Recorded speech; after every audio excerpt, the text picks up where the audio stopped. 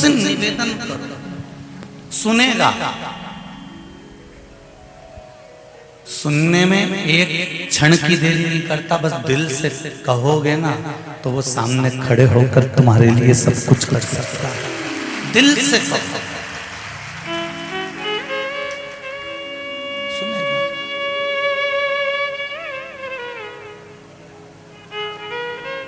शिव कथा कर रहे हैं। बहुत छोटा सा मनुष्य का शरीर है, मानव की देह बहुत छोटी सी है।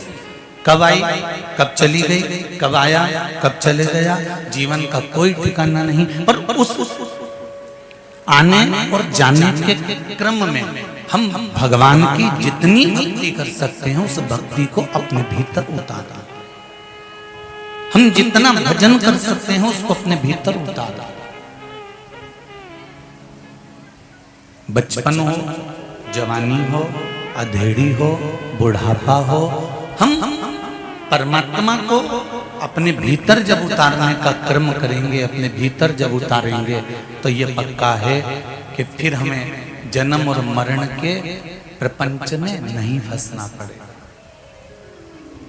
एक तो परमात्मा ने जो जीवन दिया है ना, परमात्मा ने जो तुम्हें बनाकर भेजा है ना, वो सबसे अच्छा बनाकर भेजा।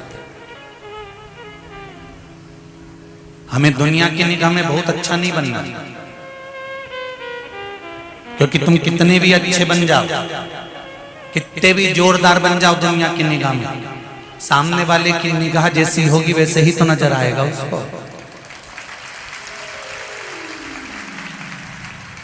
आप सोचो कि मैं अच्छा बन जाऊं, मैं बहुत अच्छा हूं, मैं बहुत अच्छा हूं और मैंने दुनिया के लिए बहुत अच्छा किया है, मैंने संसार के लिए बहुत अच्छा करना चाहा है। तुम कितने भी अच्छे बन जाओ पर सामने वाले की दृष्टि भी तो अच्छी होना चाहिए, सामने वाले की नजर भी तो अच्छी होना चाहिए।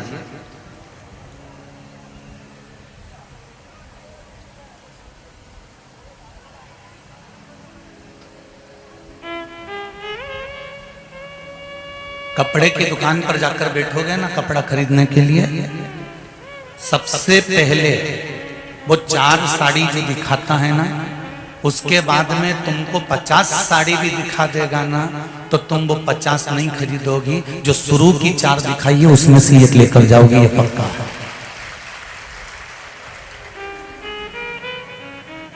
उसके बाद में उसने 50 दिखा दी, 100 दिखा दी, 200 दिखा दी, 250 दिखा दी, 60 दिखा दी, 20 दिखा दी, पर तुमको जो पहले दिखाई है 2, 3, 4 जो भी प्रथम में दिखाई है, बस वही में से तुमको पसंद करना है।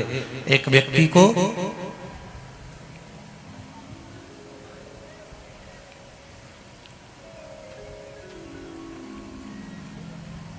गुलाब के खेत में,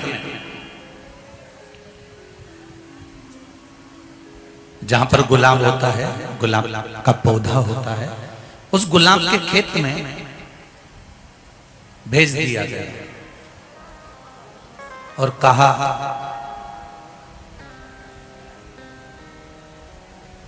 ये बगीचा है गुलाब का, यहां से लेकर वहां तक गुलाब लग रहा है, तुम्हें इसी रास्ते से निकल कर जाना है। सबसे अच्छा गुलाब तोड़ लेना, उसको लेकर बाहर आ जाना, पलट कर वापस नहीं जा सकते, आगे नहीं बढ़ सकते पीछे की ओर, बस आगे बढ़ते जाओ और गुलाब तोड़कर, एक गुलाब तोड़कर लाना और अच्छा लेकर आना। जैसे ही वो गुलाब के बगीचे में अंदर गया, उसको एक बड़ा सुंदर बड़ा सारा गुलाब दिखा, कितना सुंदर है, इसको तोड़ लेता हूं। पर उसके मन में आया कि तोड़ तो लूंगा, पर मेरे को लगता है आगे और अच्छा गुलाब मिलने वाला है। वो और आगे गया, उसने देखा क्या जोरदार गुलाब है, ये तो उससे भी बड़ा है। फिर उसने सोचा ये तोड़ लेता हूं, नहीं इससे अच्छा और आगे होगा, और आगे गया, उसने फिर वो गुलाब देखा, उसको तोड़ना चाहा, फिर इसके मन में आया इससे अच्छा और आगे होगा, फिर और आगे गया, बढ़ते बढ़ते बढ़ते बढ़ते दरवाजे के करीब में पहुंच गया और आखिरी में फिर कोई बड़ा गुलाब नहीं मिला, एक छोटा सा गुलाब तोड़ कर लेकर बाहर निकल गया। क्यों? क्योंकि उसकी ये अभिलाषा थी कि और अच्छा होगा, और अच्छा होगा, और अच्छा होगा, और अच्छा होगा, और अच्छा होगा। अच्छा ढूंढने के चक्कर में बाद में उसको अच्छा मिला ही नहीं, एक छोटी सी अच्छाई लेकर बैठ गया। इसलिए शुरुआत में जो तुमको अच्छा मिलता जाए बस उसी को संजोकर आगे बढ़ते चले जाओ। राम नाम, कृष्ण नाम, शिव नाम, भगवान का नाम लेकर संजोकर अग्रणी बढ़ोगे तो जीवन का सुख अपने आप। बहुत दूर दूर से कथा सुनने आए हो आप लोग, ट्रैक्टर लेकर, मैजिक लेकर, ऑटो लेकर, बाइक लेकर, मोटरसाइकिल लेकर, टवेरा लेकर, ढेर गाड़ियां लेकर आए हो। लाखों में गाड़ियां खड़ी है पूरे क्षेत्र में, रतलाम के आसपास लाखों।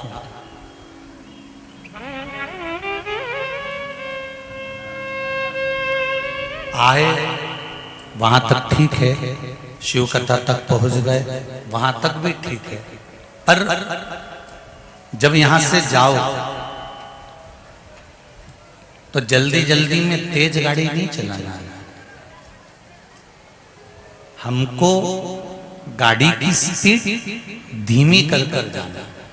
ड्राइवर गाड़ी तेज चलाए तो बैठे हुए पैसेंजर को कह देना चाहिए भैया थोड़ा धीमे चला, भैया थोड़ा आराम से चला, भैया थोड़ी रास्ते चला, भैया थोड़े हौले, थोड़ा धीमा धीमा गाड़ी चला।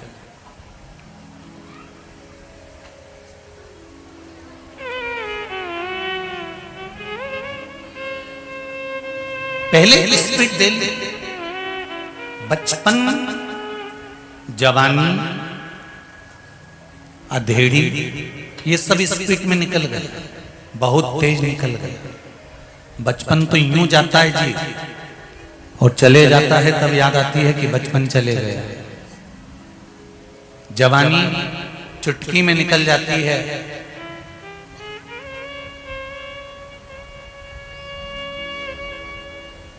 फिर कोई उम्र भी पूछे तो बताने में शर्म आती है कि कैसे बताऊं मैं 35 की हो गई, कैसे बताऊं। अब बोलूं तो बोलूं कैसे कि मैं 35 की हो गई, ने 42 की हो गई, ने 32 की हो गई, ने 33 की, ने 34 की। कितना सोचना पड़ता, कितना। बचपन जल्दी निकल जाता है, जवानी जल्दी निकल जाती है, अधेड़ी भी कमाते कमाते निकल जाती है। एक बुढ़ापा ऐसा होता है जिसमें स्पीड थोड़ी स्लो होती है।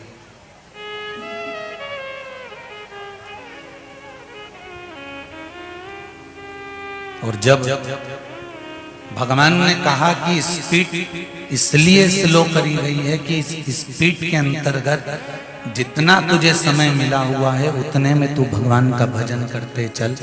भजन करते चलेगा, हारन बजाते हुए चलेगा, धीरे धीरे चलेगा तो वहां तक भगवान के धाम तक तू पहुंच जाएगा। स्मरण करते करते चल। बुढ़ापे का इंतजार मत करना। कोरोना महामारी में देख लिया, जो बूढ़े थे वो तो बच गए, जवान निपट गए। बुढ़ापे का इंतजार मत करना कि बुढ़ापा आएगा तब मैं राम गाऊंगा, बुढ़ापा आएगा तब मैं कृष्ण गाऊंगा, बुढ़ापा आएगा तब मैं भगवत भजन करूंगा, बुढ़ापा आएगा तब मैं संकीर्तन करूंगा। हमें बुढ़ापे का इंतजार नहीं करना है। हमें जो अवस्था चल रही है, हम ये भी नहीं कहते कि तुम दुकान छोड़ दो, हम ये भी नहीं कहते कि तुम गंगा जी के घाट जाकर बैठ जाओ, तुम नर्मदा जी के घाट जाकर बैठ जाओ, तुम यमुना जी के या सरयू जी के घाट जाकर बैठ जाओ। बिल्कुल मत बैठो, तुम तो दुकान पर बैठो। सवेरे 9 बजे से लेकर रात को 9 बजे तक बैठो, कोई मना नहीं करेगा तुमको।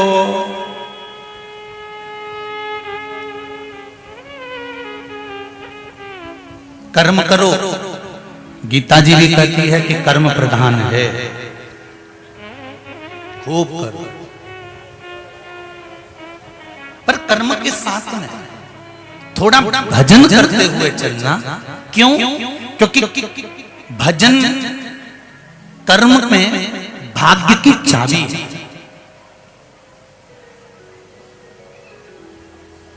ये जितने जितने मैं ग्रामीण माताओं को तो नहीं कह सकता, पर जितने दुकान वाले होते हैं, व्यापारी होते हैं, सेठ जी होते हैं, जिनके पास में धन ज्यादा होता है, व्यापार ज्यादा होता है, बाहर आवाज नहीं जा रही, राइट में उधर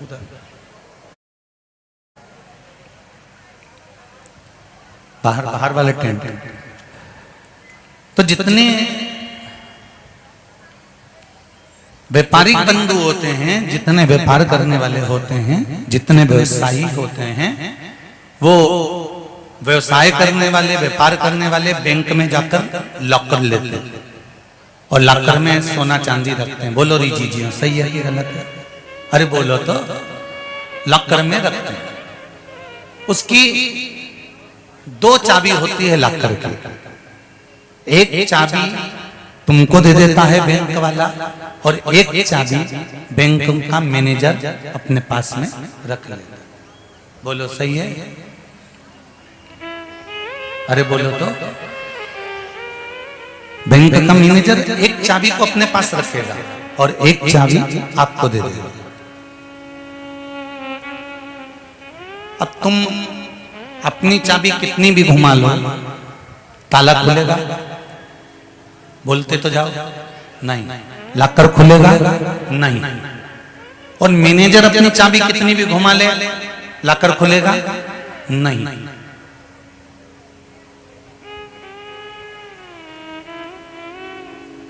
तुम अपनी चाबी लगाओ, फिर वो अपनी चाबी लगाएगा, मैनेजर अपनी चाबी लगाएगा, तब जाकर वो ताला खुल जाएगा, लॉकर खुल जाएगा।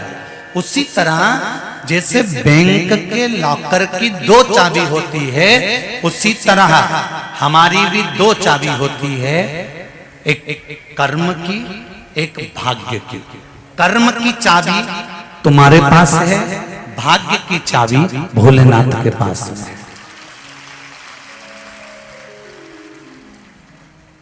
आप केवल कर्म करे जाओगे, कर्म करे जाओगे, कर्म करे जाओगे, चाबी घुमाए जाओगे, घुमाए जाओगे, घुमाए जाओगे, लॉकर खुलेगा? नहीं। और यदि तुमने सोच लिया मैं तो भाग्य के भरोसे रहूंगा, केवल एक ही काम करूंगा, मैं तो गंगा जी के घाट पे पड़ा रहूंगा और मेरा भाग्य खुल जाएगा, खुलेगा? अरे जम के बोलो जरा। नहीं।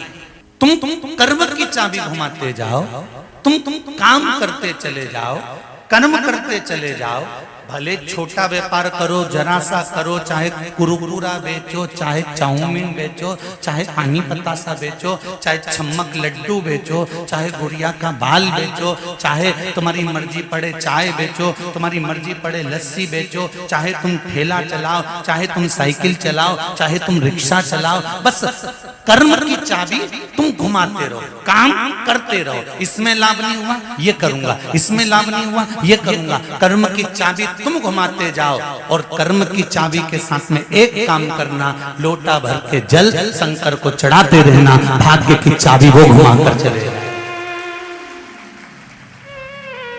उसको मत छोड़ना। एक चाबी से काम नहीं चलेगा, कर्म ही कर्म करे जाओगे और भाग्य की चाबी नहीं खुली तो कोई मतलब का नहीं, और भाग्य की चाबी खुल भी गई और कर्म की चाबी नहीं खुली तो कोई मतलब नहीं। दोनों चाबियां चाहिए लाकर को। जिसका विश्वास पक्का है तो समझ लो शिव तुम्हारे साथ हर पल खड़ा हुआ है, हर जगह खड़ा हुआ है। विश्वास पक्का होना चाहिए।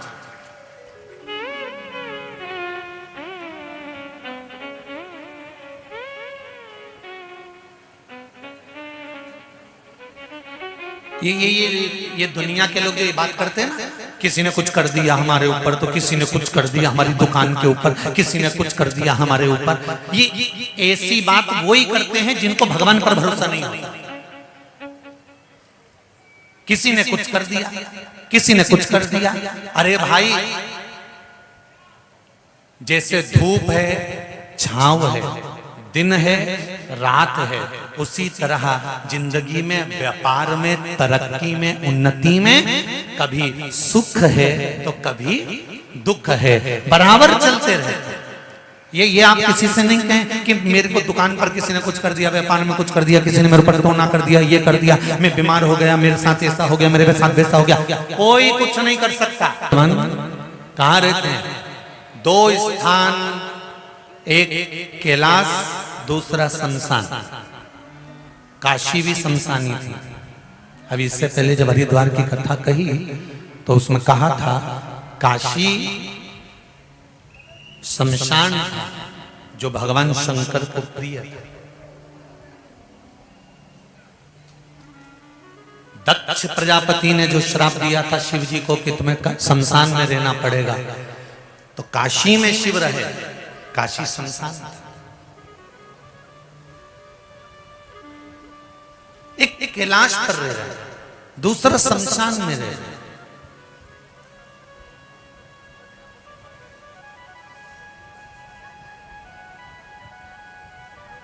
अब शमशान में रहने वाला व्यक्ति भगवान शिव, शमशान में रहने वाले भगवान भोलेनाथ, शमशान में रहने वाले मेरे शंकर, शमशान में रहने वाले मेरे शिव, जो स्वयं अघोरियों के भी अघोरी हैं, तांत्रिकों के भी तांत्रिक हैं, ज्योतिषी की भी ज्योतिष हैं। ये ज्योतिष विद्या तो बाद में चालू हुई साहब, सबसे पहला तो और उन्होंने ज्योतिषी कोई साधारण जगह पर नहीं करी। राम जी के दरवाजे पर जाकर कह दिया ये राम है, भगवान कृष्ण के दरवाजे पर कह दिया यशोदा रानी तेरी गोदी में जो लाला है इस पे काल मंडरा रहा है। यशोदा जी ने पूछा तुम्हें कैसे मालूम पड़ा? शंकर जी बोले मैं सब जानता हूं क्योंकि मैं ज्योतिषी हूं। इससे बड़ा ज्योतिषी कहां मिलेगा? घड़ी उसने बनाई, पल उसने बनाया, नक्षत्र उसने बनाया, समय उसने बनाया, महीना उसने बनाया, वार उसने बनाया, तिथि उसने बनाई, सब कुछ निर्माण उसने कराया।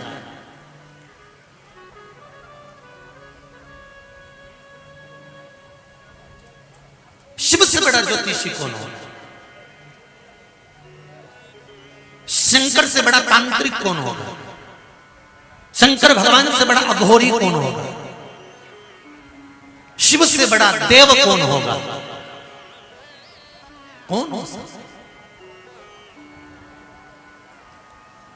सारे तीर्थ धाम।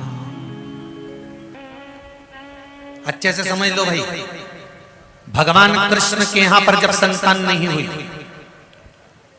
भगवान कृष्ण के यहां पर जब औलाद नहीं हुई, संतान नहीं हुई, तब भगवान कृष्ण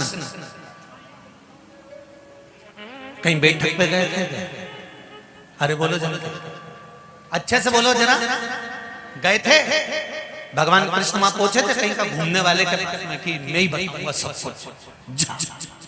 और वो घूमने वाले के पास अगर भगवान कृष्ण पहुंच जाते तो कहते थे साहब मेरी 16,108 रानियां, संतान नहीं है। और घूमने वाला कह देता तेरे घर का जिसने बंधन करा कोक बांधी जा जा जा जा जा, इसलिए औलाद नहीं हो। तो भगवान कृष्ण तो आधे से ज्यादा समय तो इसमें निकाल देते कि करूं क्या, एक रानी को सही करूं, दूसरी बिगड़ जाए, दूसरी को सही करूं, तीसरी को बिगड़ जाए, तीसरी को सही करूं, चौथी बिगड़ जाए। अगर ये भगवान किसी बैठक या दरबार या आदि जगह पर भगवान नहीं गए। भगवान कृष्ण ने गर्गाचार्य बाबा को बुलाया और अपने गुरु जी से पूछा मेरे यहाँ संतान नहीं है, आप बताओ क्या करूं? तो गुरु जी ने कहा एक रानी के साथ में 11 दिन तक बैठकर शंकर भगवान का पार्थिव शिवलिंग का निर्माण करना, उस शिवलिंग का निर्माण कर उसकी पूजन करना और फिर उसका विसर्जन करना। ठीक है, एक एक रानी के साथ में 11 दिन तक बैठना, शिव जी का अभिषेक करना, पूजन करना, विसर्जन करना। शंकर भगवान का जब रोज अभिषेक करेगा, रोज पूजन करेगा, तो शंकर भगवान भी मन में सोचेगा इसके पास कोई काम नहीं है, मुझे पकड़ के बैठा। तो कुछ अब तुम किसी के दरवाजे पर रोज रोज चले जाओ, रोज रोज चले जाओ, रोज रोज चले जाओ, रोज रोज चले जाओ, तो वो व्यक्ति भी सोचेगा फिर आ गई कमला भगवान, फिर दिख गई। अभी तो कल मैंने इसको बोला था कि मैं 2 दिन बाद मिलूंगी, फिर 2 दिन बाद फिर 3 दिन बाद फिर पूछ गई। आखिरी में उसको तुमसे मिलना पड़ेगा और तुम्हारा समाधान करना पड़ेगा। ये निश्चित है, पक्का। भगवान कृष्ण एक एक रानी के साथ में 11-11 दिन तक बैठकर अभिषेक पूजन करते रहे। शिव जी प्रसन्न हो गए, शंकर भगवान प्रसन्न होकर बोले, कन्हैया किस लिए मेरी पूजन कर रहे हो? भगवान कृष्ण ने कहा, संतान के लिए। चिंता मत करो, एक एक रानी के गर्भ से तुमने 11 दिन तक मेरी पूजन करी है, इसलिए एक एक रानी के गर्भ से 11-11 संतान होगी। 10 छोरा 1 छोरी, 1,77,186 भगवान कृष्ण के घर में बच्चे हो गए शिव की कृपा से। इतने तो रतलाम में नहीं हो। रतलाम की बात चल रही है, आज तो तुम लोग ना जाने कितने लाखों में हो, वर्णन नहीं कर सकता। 1,77,186 भगवान कृष्ण के संतान हो गई, बच्चे हो गए। जब बच्चे इतने हो गए तब भगवान कृष्ण शिव जी को धन्यवाद देते हैं कि भोलेनाथ, दुनिया के लोगों को ये प्रेरणा है, जब कोई साथ ना दे तब महादेव के चरण पकड़ लेना, वो सब कुछ दे देगा, सब दे दे। जिन जिन ने आज बैसाख की शिवरात्रि के दिन जल चढ़ाया है, तारीख लिख कर रखना, और 3 महीने तुमने जो मांगा है, यहीं बोल के जा रहा हूं, 3 महीने के अंदर जहां कथा चल रही होगी ना, एक पत्र तुम्हारा वहां पहुंच जाएगा कि मेरा ये काम हो गया। ये पत्रों के जो ढेर लगे हैं, ये ऐसे ही नहीं लग गए साहब, ढेर पत्र ढेर।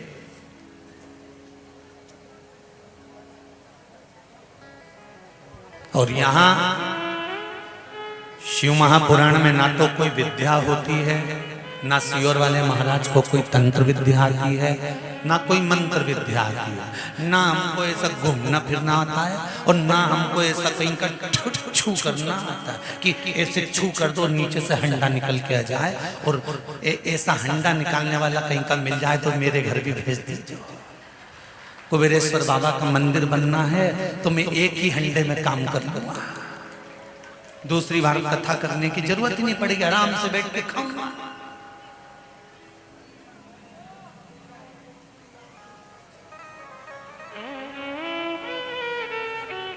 ना हम तंत्र जानते हैं, ना हम मंत्र जानते हैं, ना हम साधना जानते हैं, हम तो केवल इतना जानते हैं, श्री शिवाय नमस्तुभ्यं।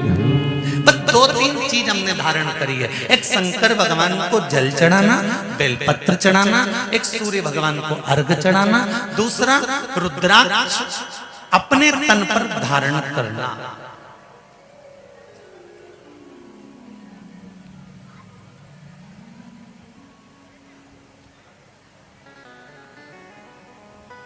जब मन में अशांति हो, रुद्राक्ष को पानी में गला लिया, जल पी लेना।